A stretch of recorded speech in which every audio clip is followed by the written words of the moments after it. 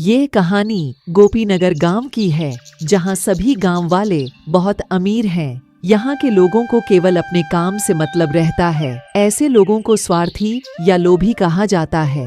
इस गांव में एक पीपल का पेड़ है जो काफी घना है। इस पीपल के पेड़ के नीचे एक चबूतरा है।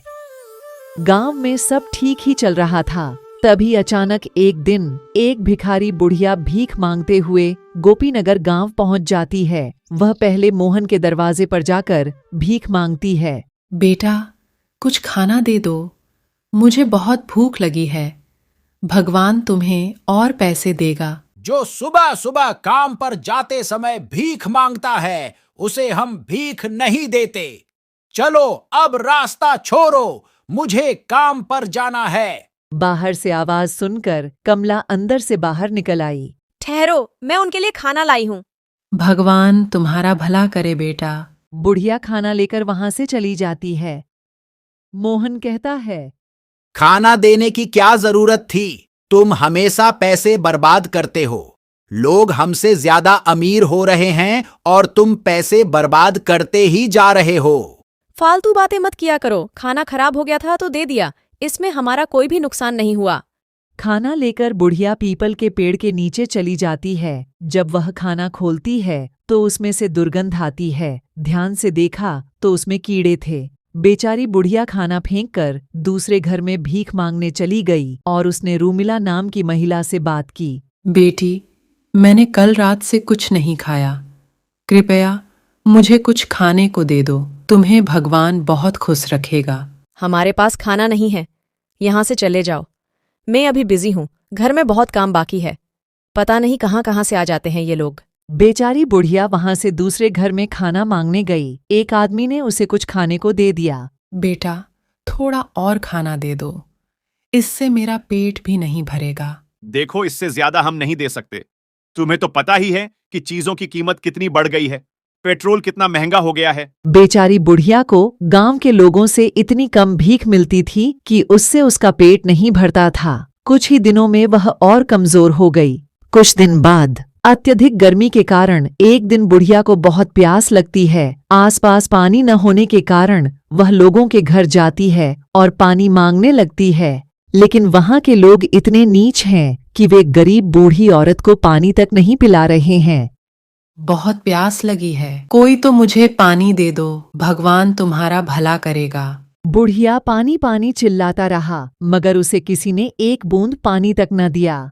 वो जब भी पानी मांगने जाती थी, वहां के लोग उसे देखकर भगा देते थे। लोगों के घर जाकर वह बहुत थक गई थी, लेकिन उसे पीने के लिए पानी की एक बूंद भी नहीं मिली। चलते चलते वह उस पीपल के पेड़ के नीचे जाकर बैठ जाती है। कुछ समय बाद बीमारी और पानी की कमी के कारण बुढ़िया वहीं मर जाती है। बुढ़िया की मौत के बाद वहां अजीबोगरीब घटनाएं होने लगती हैं। रात को जब सब सो रहे होते हैं तो आधी रात में एक महिला के रोने की आवाज सुनाई देती है।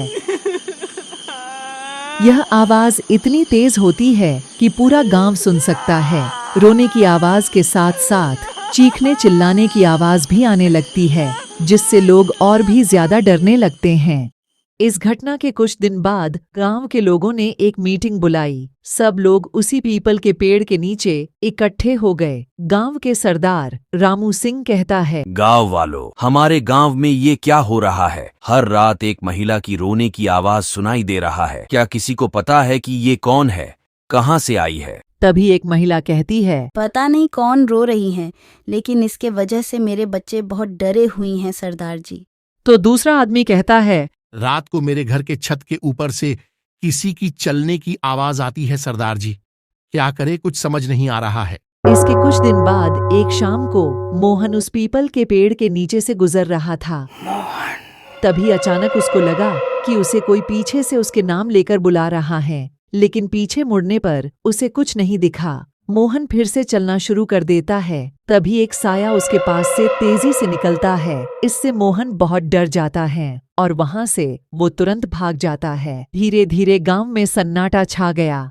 अचानक खबर आई कि गांव के सरदार रामू सिंह का लाश उस पीपल के पेड़ के नीचे पड़ा हुआ मिला।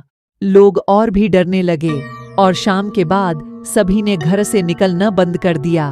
मोहन अपने बच्चों से कहता है, देखो बच्चों, भूल से भी उस पीपल के पेड़ के नीचे मत जाना, उस पेड़ में भूत रहता है। ठीक है पिताजी, हम नहीं जाएंगे वहाँ। 2 दिन बाद गांव के चौकीदार लक्ष्मण सिंह गांव के कुछ लोगों को लेकर एक साधु के पास जाता है और उस साधु बाबा से पूछता है, बाबा जी, हमारे गांव में कुछ दिनों से बहुत अनहोनी घटनाएं घट रहा है। शाम होते ही किसी की रोने की आवाज सुनाई देती है। लोग अचानक लापता होने लगे हैं। कृपया हमें रास्ता दिखाएं।